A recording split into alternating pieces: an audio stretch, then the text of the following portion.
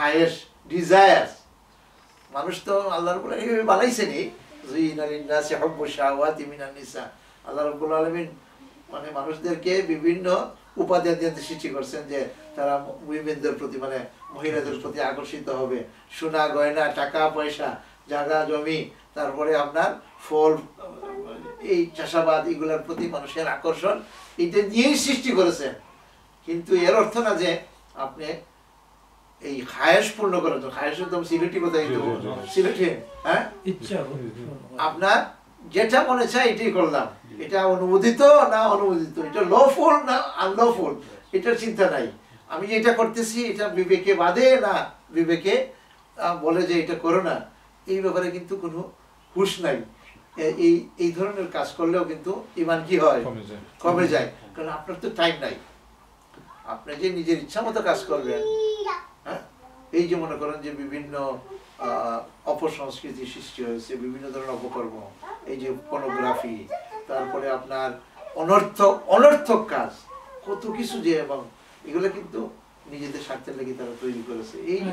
এগুলা করলে পরে আপনার সবচেয়ে বড় খাবার ওই তো যে যেটা পারে এটাই সৃষ্টি করে দিয়েছে।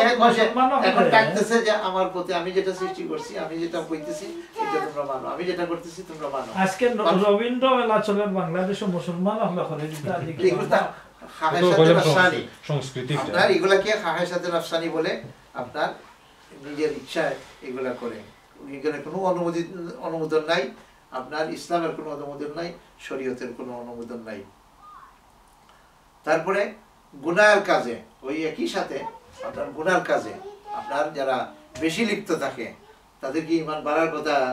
গুনার কাজ করলে পরে তো আপনার ইমান আস্তে আস্তে, কারণ আপনার ওই যে ইমানের কথা বললাম যে আপনার কলব, যেটা কলবের মধ্যে তো আপনার শক্তি, আপনার অন্তরের মধ্যে, এই রুহের মধ্যে। কিন্তু এটা আল্লাহ নবী সাল্লাল্লাহু আলাইহি ওয়াসাল্লাম আরেক হাদিসে বলেছেন যে তোমাদের শরীরে এমন একটা অংশ আছে, ইজা সালুহাত সালুহাল জাসাদু কুল্লু, তোমার অন্তরটা যদি তুমি ঠিক হয়ে যায় তাহলে তোমার সমস্ত বডিটা ঠিক হয়ে যাবে। ইজা ফাসাদাত, এই অন্তর এবং এই কলবটা যদি আপনার খারাপ হয়ে যায়, সেখানে যদি রোগে ধরে, সেখানে যদি অন্ধকার হয়ে যায়, ফাসাদাল জাসাদু কুল্লু, আপনার পূর্ণ দেহটা আপনার ওই যে মনে করেন যে এখন তো বাংলাদেশে আপনার কি চলছে, মানে এই যে গুম হত্যা, এই যে নারায়ণগঞ্জের 7 জন আপনার হত্যা, এগুলো তো আগে শোনা গেছে, কোনো সময় আপনার বছর শত শত বছর গেছে, কিন্তু এইভাবে হত্যা, এবং কি কারণে যুদ্ধ হয়েছে সেটা অন্য জিনিস, কিন্তু কি কারণে মারছে, আপনার জাস্ট পার্সোনাল ক্ল্যাশ অথবা স্বার্থ, এছাড়া কিছু আছে, রাজনৈতিক দ্বন্দ্ব, এছাড়া তো কিছু নাই। কিন্তু এগুলা হচ্ছে, এগুলা সমস্ত গুনার কাজ, এবং গুনার কাজ যত বেশি করবে, গুনার কতল করা, জিনা করা, সুদ খাওয়া, এইগুলো হচ্ছে বড় বড়, এই যে বড় বড় গুনার লিস্ট আছে। কিন্তু আপনার এগুলো কিন্তু আমাদেরকে জানা দরকার, এবং এই ব্যাপারে কিন্তু মানুষদেরকে ভয় দেখানো।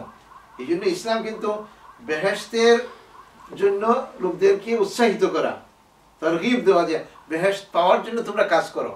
আবার জাহান্নাম যে আছে সেখানেও তোমরা আপনার জাহান্নামের আগুনে তোমাদেরকে পুড়তে হবে, এই সমস্ত কাজ করলে, এই সমস্ত কিন্তু নিজেকে স্মরণ করা এবং মানুষদেরকে বলা, এটাও কিন্তু দায়িত্ব।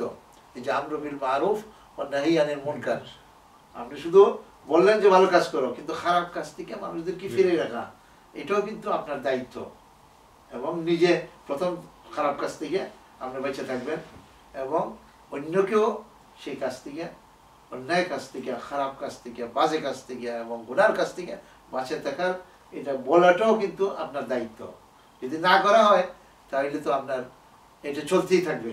এবং আল্লাহ নবী সাল্লাল্লাহু আলাইহি ওয়াসাল্লাম বলেছেন যে মান রাআ মিনকুম মুনকারান ফালিয়ুগাইয়িরু বিয়াদি, তোমরা যদি কোনো গুনার কাজ দেখো, কোনো অন্যায় দেখো, সেটাকে কি করো, তোমরা হাত দিয়ে সেটাকে তোমরা স্টপ করো। একজন লাঠি দিয়ে মারতেছে, তাকে লাঠি দিয়ে তাকে ইয়ে করো, আমরা স্টপ করো। একজন বন্দুক দিয়ে মারতেছে, বন্দুক দিয়ে তুমি স্টপ করো।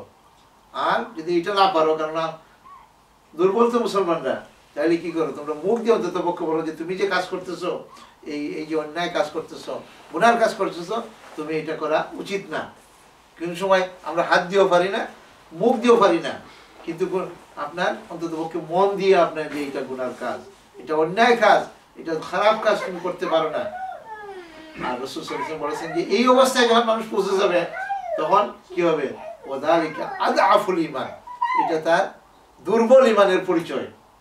এবং আজকে কি চলতেছে, দুর্বল ঈমান, আজকে অন্যায় চলতেছে কিন্তু এর থেকে আর দুর্বল নাই হইতে পারে না, এই ধরনের অবস্থা হয়েছে। তো আল্লাহ নবী সাল্লাল্লাহু আলাইহি ওয়াসাল্লাম 1400 বছর আগে আমাদেরকে এই সমস্ত কাজ করার জন্য, এইভাবে চলার জন্য বলেছেন, কিন্তু আমরা সেই পথে নাই।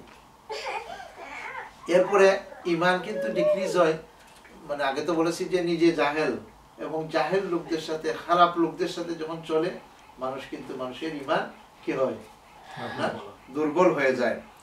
এবং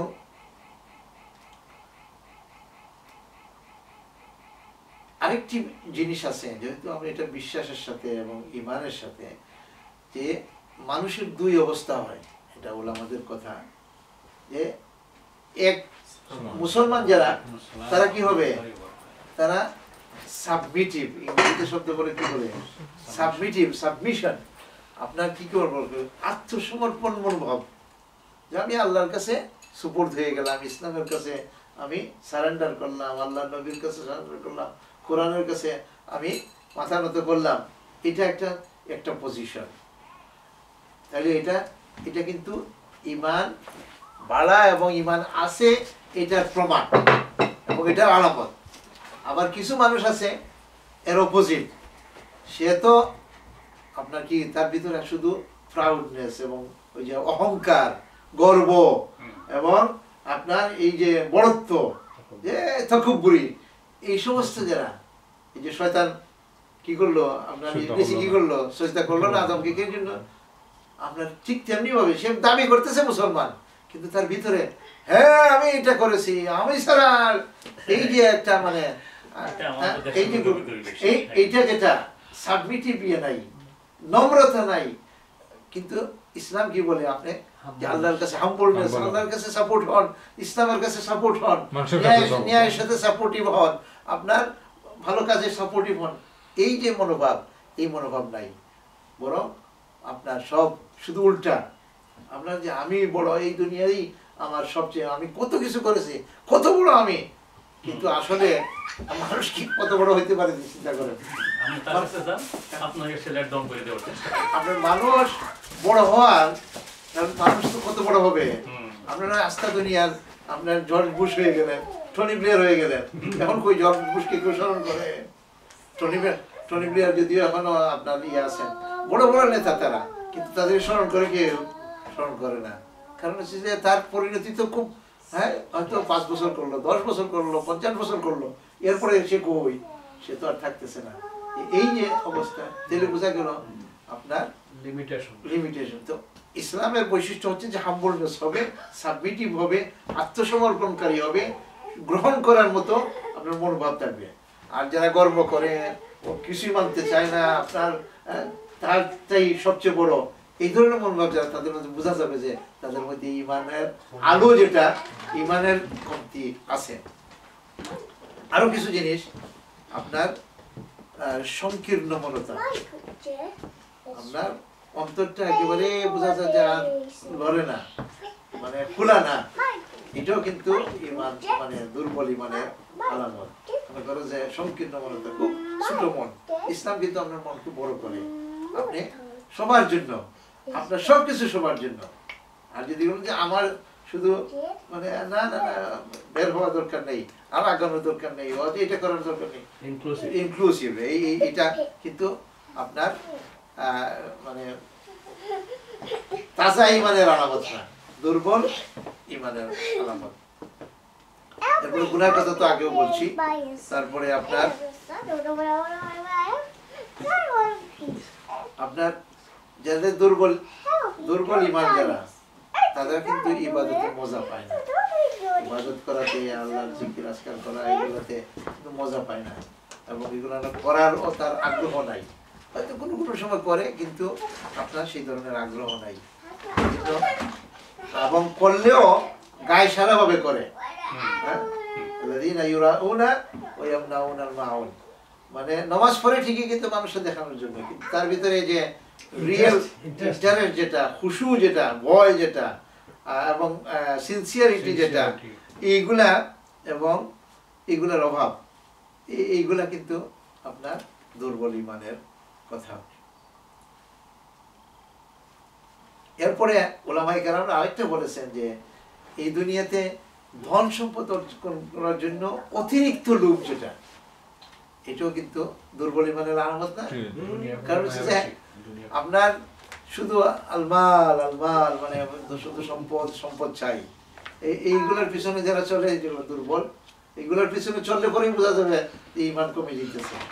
তো ব্যালেন্স করতে হবে। এই জন্য আপনি দুনিয়াকে ছেড়ে দিবেন এমন কথা না যে আপনি এখানে ফকির হয়ে থাকবেন, না, আপনি আপনার যত সমস্ত করা, কারণ ইসলাম ব্যালেন্স চায়। এবং আপনি কিভাবে খরচ আয় করবেন, কিভাবে খরচ করবেন, হ্যাঁ, আপনার ওয়াবাইনা যালিকা কাওয়ামা, মানে দুইটার মাঝখানে সে দাঁড়াতে হবে, আপনাকে ব্যালেন্স করে চলতে হবে। এরপরে আপনার অন্তরে যাদের রূপ, বিভিন্ন ধরনের রূপ, হিংসা করা, আপনার অন্তরের রূপ দিয়ে কিন্তু এগুলো দুর্বল, এই লোকটা দেখলে তার ভালো না, তো এই বোঝা যাবে যে ঈমান দুর্বল। তারপরে অহংকারের কথা আগে বলেছি। এবং অনেকে আছে যে ইসলাম যে বড়, এই বড়ত্বকে আপনার করতে চায় না, মানে প্রকাশ করতে চায় না, যে ইসলাম আমি আমি করলেই চলবে, হ্যাঁ, এগুলো কিন্তু দুর্বল ঈমানের আলামত। আরো বিভিন্ন ধরনের আলামত উলামায়ে কেরামরা উল্লেখ করেছেন এবং আপনারা জানেন। এবং ঈমান হচ্ছে যে এটাকে যত চর্চা করা হবে, যত বেশি এটার জন্য কাজ করা হবে, তত বেশি আপনার পাবেন। আর যখন আপনার এটার জন্য কাজ করবো না আমরা, তখন এটা নিচের দিকে যাবে। আল্লাহ রাব্বুল আলামিন আমাদের ঈমানকে বাড়িয়ে দিন এবং ঈমানের জন্য ইনক্রিজ করার জন্য যে সমস্ত আমল এবং কাজ করা দরকার, সেই কাজ করার তৌফিক দান করুন। আর যেগুলা আমাদের ঈমান কমে যায়, সেগুলোর থেকে, গুনার কাছ থেকে, এবং যেগুলো আলোচনা করলাম এছাড়াও যে সমস্ত জিনিস, সেই সমস্ত জিনিস থেকে আল্লাহ রাব্বুল আলামিন আমাদেরকে বেঁচে থাকার তৌফিক দান করুন। কথা আমি জিজ্ঞেস করতে চাই যে